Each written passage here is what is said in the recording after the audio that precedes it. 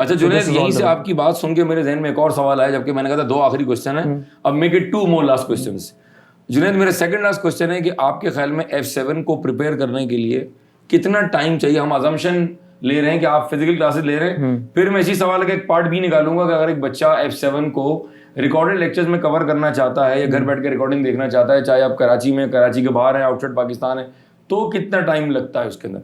तो अगर हम बात करें क्लासेस की एट कैंपस, तो आपके ख्याल में F7 में कितना टाइम लगना चाहिए? सर नॉर्मली जो हमारे KNS के अंदर भी प्रीवियस सेशंस वगैरह हुए तो approximately 3 to 3.5 months required to 3.5 months on the assumption के हफ्ते में कितनी क्लासेस हैं? क्लासेस अप्रोक्सीमेटली होंगी 3 आवर्स पर क्लास के होंगे, यानी कि ड्यूरेशन वुड बी 3 आवर्स। अच्छा, हमारा नॉर्मल ट्रेंड है, lot of students would agree. अच्छा, बहुत सारे बच्चे जून में एग्जाम देते हैं, जून का जो रिजल्ट है वो आता है मिड जुलाई में, उसके बाद डिफरेंट फैकल्टी मेंबर्स से, मुझसे, जुनैद से बच्चे सवाल करते हैं, सर क्या अब मैं F7 सितंबर में दे सकता हूँ, क्या मैं F8 सितंबर दे सकता हूँ? अब सवाल ये कि जुलाई में रिजल्ट आया आपका मिड में, अब आपके पास जुलाई के कुछ दिन हैं और आपके पास अगस्त है, सितंबर माह का एग्जाम है।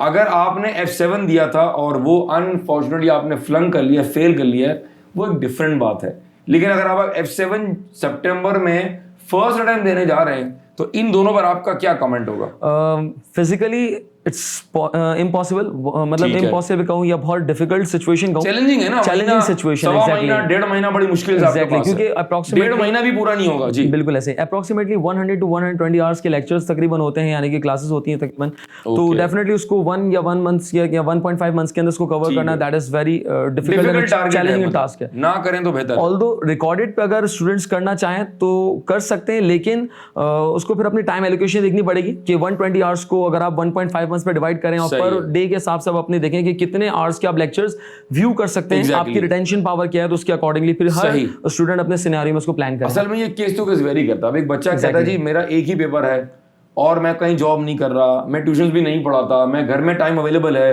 सर मेरे पास 40 दिन बचे हैं, 50 दिन बचे। इन दैट केस फिर जो F7 का सिलेबस 120 आवर्स का है या 100 आवर्स का है, वो जो आप 3-3.5 महीने में कैंपस में कवर करते हैं, हफ्ते में 3 क्लास में कवर करते हैं, वो आपने फिर उन 40-50 दिनों में आपको स्प्रेड करना पड़ेगा। ये हर बच्चे के लिए प्रैक्टिकली पॉसिबल नहीं है, ये इम्पॉसिबल भी नहीं है, लेकिन आपको पता है कि आप कितने आवर्स लगा सकते हैं, आप कितना टाइम निकाल सकते हैं, आपका रिटेंशन पावर क्या है, आप लेक्चर्स दे के सेम डे प्रैक्टिस कर सकते हैं मेरा बच्चा, ये आप पर डिपेंड करता है। As a professional F7 teacher आप रिकमेंड करते हैं कि उस पेपर को फिर अगर कोई फर्स्ट अटेम्प्ट देने जा रहा है तो फिर वो दिसंबर टाइम, एग्जैक्टली प्रॉपर ठीक है। Junaid, last question of the session.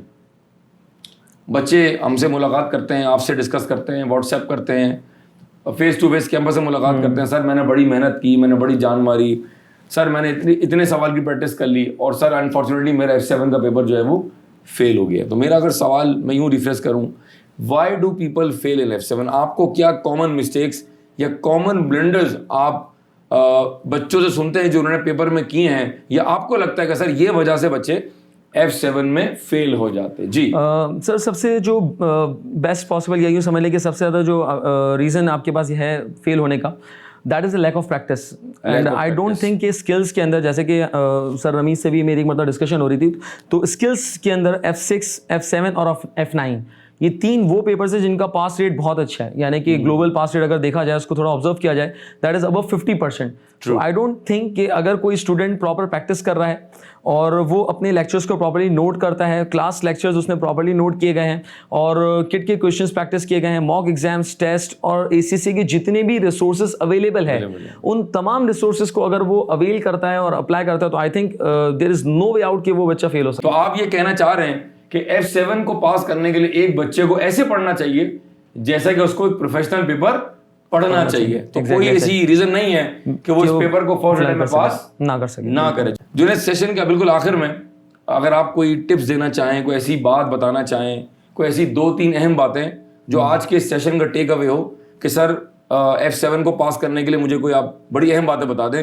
ये वीडियो उन तमाम बच्चों के लिए है जो अब F7 देने जा रहे हैं, जिनका फर्स्ट अटेम्प्ट होगा, और ये वीडियो उन बच्चों के लिए भी उतनी इंपॉर्टेंट है जो अनफॉर्चुनेटली किसी वजह से F7 के पेपर में फ्लंक हो गए और उसको री अटेम्प्ट करने जा रहे हैं। जुनैद सर, एक ही टिप है, यानी कि पॉजिटिव रहें और प्रैक्टिस करते रहें। जो किसी भी आप अगर फैसिलिटेटर से अगर आप पढ़ रहे हैं तो अपने पेपर के ऊपर फोकस करें, प्रैक्टिस के ऊपर फोकस करें, और कोई भी क्वेरीज वगैरह हो तो कोशिश करें कि अपने जो भी रेलिवेंट फैसिलिटेटर है, कोर्स फैसिलिटेटर है, उससे कॉन्टैक्ट करें और जो भी आपकी क्वेरीज है उसको कोशिश करें as soon as possible resolve करा लें, सो दैट कि आपकी कोई भी क्वेरीज अनआंसर्ड ना रहे। क्योंकि होता ही है कि अगर आप किसी कॉन्सेप्ट के अंदर लैग कर रहे होते हैं और उसी कॉन्सेप्ट को बार बार अगर आप इनकरेक्ट करते रहेंगे तो डेफिनेटली आपका मोटिवेशन लेवल, आपका मोरल जो है वो डाउन हो जाएगा। बहुत मर्तबा बच्चे मिस्टेक बार-बार रिपीट भी कर रहे होते हैं। रिपीटेड मिस्टेक्स ना करें, उसके अंदर उस क्वेरीज को कोशिश करें as soon as possible resolve करा लें और प्रैक्टिस पे बहुत ज़्यादा फोकस करें। मेरा अपना एक बिलीफ है कि किसी भी पेपर को, स्पेशली F7 को पास करने के लिए,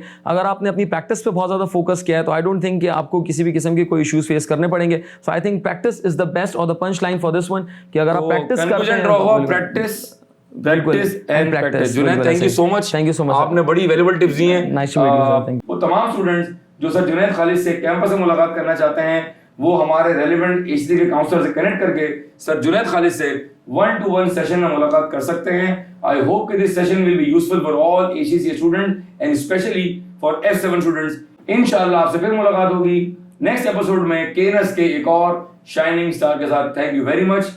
अल्लाह हाफिज।